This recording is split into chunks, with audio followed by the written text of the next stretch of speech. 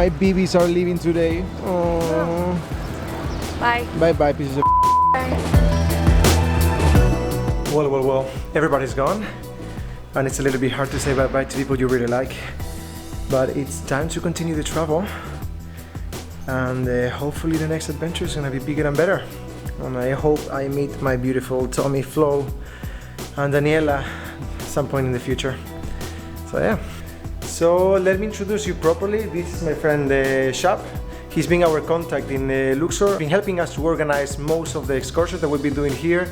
And he also offers us a place to sleep, which is very nice. And it's very central. We are on the east side of Luxor. We have a very nice rooftop where we've been hanging around for a long time. And the apartment is very good. I will leave the link in the description down here. You can also contact him because he's the best guide you're gonna find in Luxor. So now let's go back to the video. So this is my plan for the rest of the week.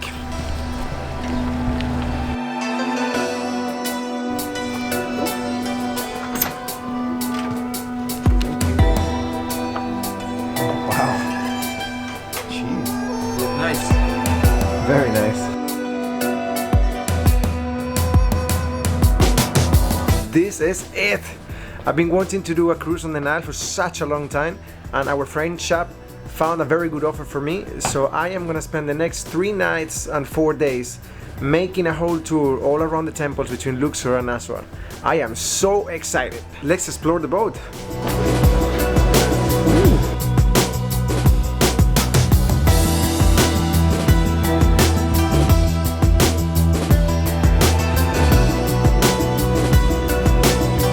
Hell yeah!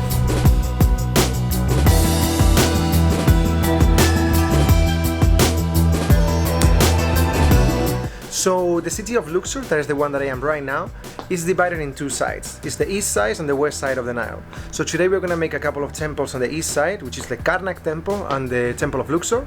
And tomorrow we're gonna be exploring a little bit of the west bank. I am so excited! Walid is gonna be our guide for the whole experience. So all the information that I'm gonna give you comes from him, so if something is wrong, blame him. Now we are in Karnak, which is supposed to be the biggest stone temple in the world. Here we can find the temples, one of the oldest. It's more than 4,000 years old. Start 2100 BC. And the last part added by the Greek in 300 BC. But in between we have some other Ramses and Tutankhamun and Hatshepsut, many kings between 2130 BC until 300 BC. This is a very long time, more than 100 kings, because it is the house of the god. That's why each one would like to add some part inside to be close to the god Amun-Ra.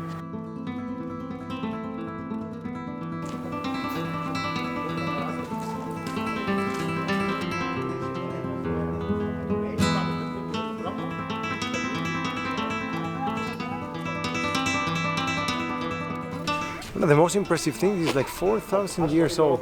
You can still see like how well carved everything was. The structure of the place is incredible. Like. And I don't know how to build a table from IKEA.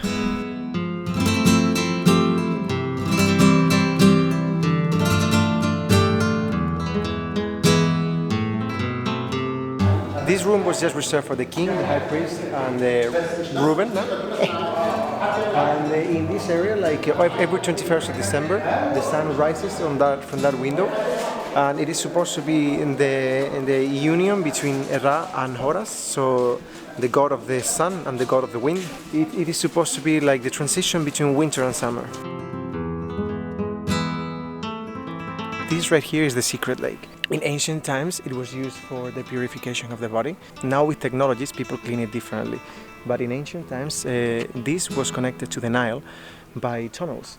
So the water was renewed itself very often, and the nobles and the king used to come here to do a pool party.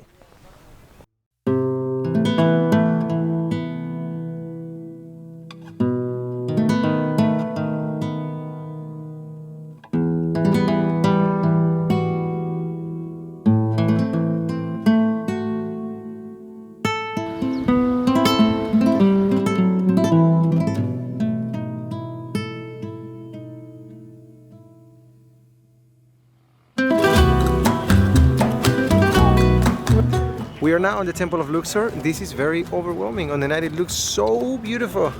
And the thing that is behind on me, it is supposed to be the Sphinx Avenue. So that road connects all the way to Karnak from the Temple of Luxor. And wow, wow, wow, wow, wow.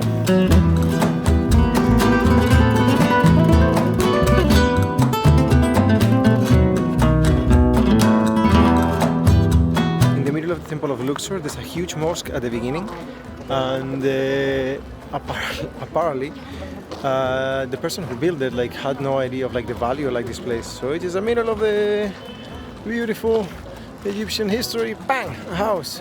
The evidence that there was a huge flood before is because on the top of there it's supposed to be the entrance, and you can see it's very high up compared to right now. And all of the statues that are on the temple are all from Ramses II. If you can see, all of them has a different position, sometimes sitting down, sometimes with the army position, sometimes with the arms on here that is supposed to be the mummification and one of the gods. These are Tutankhamun and his wife. And this one over here is Ramses II and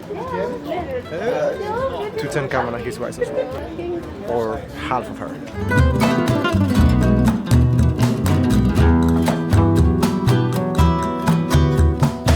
And the left side of the Nile.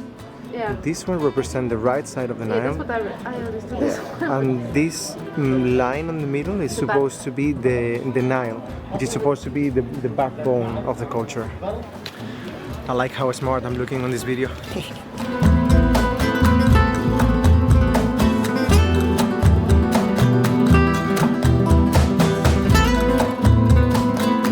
All the figures that have the two feathers on the top of the head are the representation of Ra, which is the god of gods. There are thousands of them, and it is beautiful. This is much more impressive from the night. Wow.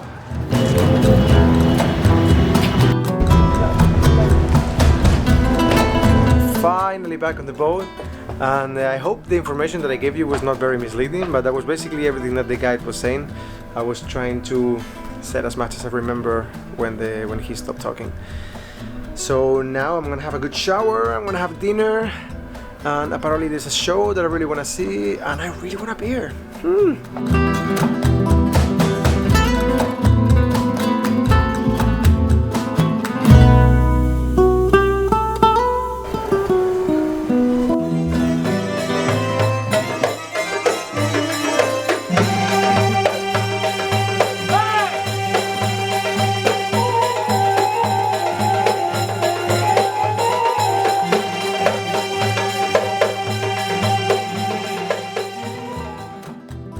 Well, today's been a very long day and I am exhausted. The east side of Luxor is very beautiful, and tomorrow we're gonna go to the west side where we're gonna do most of the tombs. So, good night.